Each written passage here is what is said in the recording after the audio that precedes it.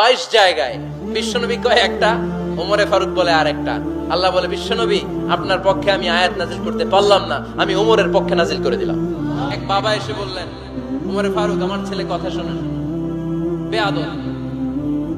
ওমরে ফারুক ছেলেরে ডাকলেন, বাবা তুমি তোমার আব্বাজানের কথা শোনো না, এটা তো কবিরা গুনাহ। ছেলে বলে, ওমরে ফারুক সব দায়িত্ব আল্লাহ ছেলে মেয়েদেরকে দিয়েছে। ওমরে ফারুক বললেন, অবশ্যই দায়িত্ব দিয়েছে। তাহলে বলেন আমার বাবার দায়িত্ব কি? উনি বললেন, প্রাইমারিলি প্রথমত 3 দায়িত্ব। আইয়ান তাকিয়া উম্মাহ, পৃথিবীর প্রতিটি বাবার উচিত ছেলেদের মেয়েদের জন্য ভালো মায়ের ব্যবস্থা করা।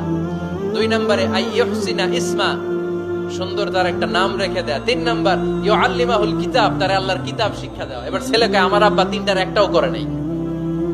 এবার ওমরে ফারুক রেগে গেলেন, বাবার কাঁধে ধরলেন, বললেন তুই ছেলের জন্য বিচার নিয়ে আসলি, তোর 3টা দায়িত্বের একটাও তুই পালন করিস নাই। ছেলে বলে, আমিরুল মুমিনিন আমার মা নর্তকী, আমার মা মাজুসি, আমার মায়ের মধ্যে কোনো আদব কাদব নাই, সুন্দরী দেখে আমার মারে বাবা বিয়ে করছে, আমার মায়ের কাছ থেকে জীবনে কিছু শিখি নাই। 2 নাম্বার সাম্মানি খানফাসা, আমার বাবা আমার নাম রেখেছে চামচিকা। কি নাম রাখছে? এটার নাম হইলো একটা, এরকম উল্টা পাল্টা নাম আছে না? নাই না, এগুলো রাখবেন না। আব্দুল্লাহ রাখবেন, আব্দুর রহমান রাখবেন। আর একটা কি বলছি আজকে? হুজাইফা রেখে দিয়েন, পারবেন?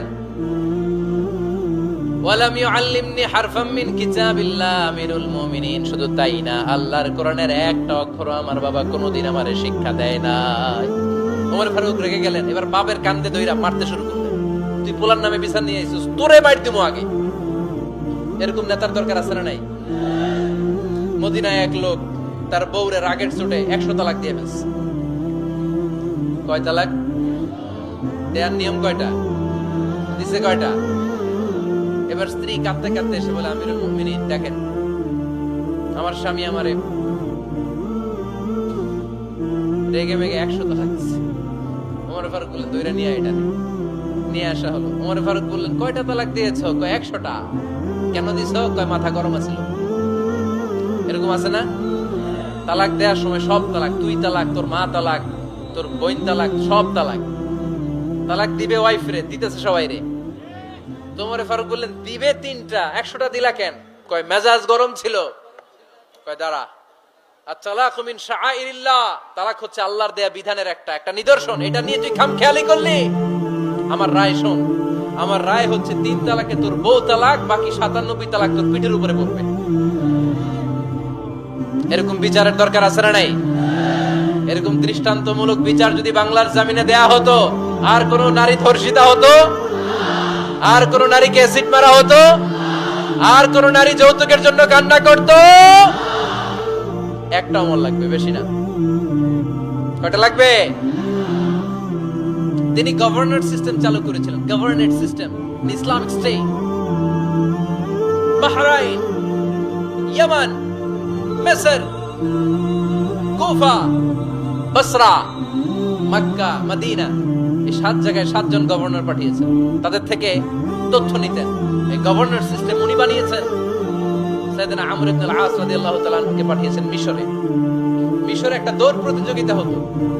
ওই দৌড় প্রতিযোগিতায় আমর ইবনে আল-আস রাদিয়াল্লাহু তাআলা আনহুর ছেলে অংশগ্রহণ করেছে, কিন্তু এক মিশরি ওই দৌড় প্রতিযোগিতায় চ্যাম্পিয়ন হয়ে গেছে। রানার্স আপ হয়েছে আমর ইবনে আল-আসের ছেলে। এবার মিশরি ফার্স্ট আর গভর্নরের ছেলে সেকেন্ড। রাগের চোটে আমর ইবনে আল-আসের ছেলে ওই মিশরির মাথার মধ্যে কয়েকটা বাড়ি মেরেছে। মিশরি বলে, আমার মাল্লা কেন? তুমি খেলায় পারো না, আমারে মাল্লা কেন? কয়, আনা ইবনুল আকরামিন, আমি গভর্নরের পোলা, আমি যা বলবো এটাই হবে, আমার উপরে কথা নাই। মিশরি ওইখানে আর ঝগড়া বাঁধায় নাই, মনে দুঃখ নিয়ে মদিনায় চলে আসলেন। এসে বললেন, আমিরুল মুমিনিন, আপনি আমর ইবনে আল-আস রাদিয়াল্লাহু তাআলা আনহুকে মিশরের গভর্নর বানিয়ে পাঠিয়েছেন। একটা প্রতিযোগিতায় আমি চ্যাম্পিয়ন হয়েছি, ওনার ছেলে হয়েছে রানার আপ। কেন সে চ্যাম্পিয়ন হতে পারে নাই? এই কারণে আমার মাথায় লাঠি দিয়ে 3টা বাড়ি মেরেছে। বিচারটা দিছে কার দরবারে? কথা বুঝেন নাই বোধহয়? ওমর ফারুকের দরবারে। ওমর ফারুক বললেন, তাই আগামী বছরের অমুক তারিখ আমি সব গভর্নরদেরকে ডেকে হিসাব নিতে, ওই দিন তুই থাকবি, পারবি না? মিশরে বলে, পারবো মানে অবশ্যই পারবো। ওই দিন 7 রাজ্য থেকে 7 গভর্নর হাজির, গভর্নরদের ছেলেরাও হাজির, মিশরীয় হাজির। 7 গভর্নরের কাছ থেকে 7 এলাকার খোঁজ খবর নেয়ার পরে ওমরে ফারুক বললেন, আইনাল মিসরি, মিশরী লোকটা কই, এদিকে আয়। মিশরী সামনে আসার পরে বলল, আমর ইবনুল আস, তুমি মিশরের গভর্নর, তোমার ছেলে সহ তুমি আসো। আমর ইবনুল আস এসে সামনে বসে রইলেন। এবার বললেন, ও আমর ইবনুল আসের ছেলে, তুমি নাকি ইবনুল আকরামিন গভর্নরের ছেলে, তুমি যা বলবা মিশরে নাকি তাই হবে, তোমার নাকি অনেক দাপট। নিজে একটা লাঠি এনে মিশরীর হাতে দিয়ে বলল, এবার তোর মাথায় যতটা মারছে তুই ততটা গুনে গুনে মার, আমি দেখবো। আমর ইবনুল আস দেখবে, আমর ইবনুল আসের ছেলেরে তুই এখানে মার। সে বলতেছে, থাক, আপনি বলছেন এতেই যথেষ্ট, মারা লাগবে না, আমি মাফ করে দিলাম। ওমরে ফারুক বলল, খবরদার, মার, মার ওর মাথার মধ্যে। মিশরী ওমরে ফারুকের ধমক শুনে ভয়ে ভয়ে 3টা বাড়ি মারল। এই বাড়ি মারা দেখেও ওমরে ফারুকের হৃদয় ঠান্ডা হয় নাই। লজ্জায় আমর ইবনুল আস, বয়স হয়ে গিয়েছে সাহাবা, মাথা তখন টাক, মাথায় চুল নাই, লজ্জায় মাথাটা হেট হয়ে মাথাটা নিচু করে রেখেছে। এবার রাগের চোটে ওমরে ফারুক বললেন, এবার আমর ইবনুল আসের টাক মাথার মধ্যে একটা মার, মার। কেন ছেলেকে শিক্ষা দিতে পারে নাই? ইয়া আমর ইবনুল আস, মাতা জাআলতুমুন নাস আবিদা, তোমরা কখন মিশরীদেরকে নিজেদের দাস বানায় নিলা? ওয়াকাদ ওয়ালাদাতুম উম্মুহুম আহরারা, আর ওদের মায়েরা তো ওদেরকে স্বাধীন সন্তান হিসেবে প্রসব করেছে। মানুষদের উপর ক্ষমতাগিরি করার জন্য গভর্নর পাঠাই নাই।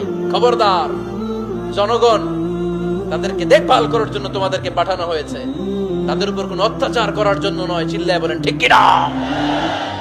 এরকম নেতা কয়টা লাগবে? কয়টা? ওই নেতার নাম কি? ওমর। হা হুয়া ইয়াতি ওমর। 22 জায়গায় বিশ্বনবী কয় একটা, ওমরে ফারুক বলে আরেকটা।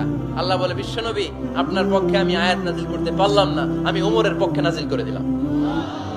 বিশ্বনবী বলতেন, ইন্না লিকুল্লি উম্মাতিন মুহাদ্দাস, সব উম্মতের মধ্যে, সব নবীদের উম্মতের মধ্য থেকে একজন করে আল্লাহ তাকে মুহাদ্দিস বানাতো। মুহাদ্দিস না, মুহাদ্দাস।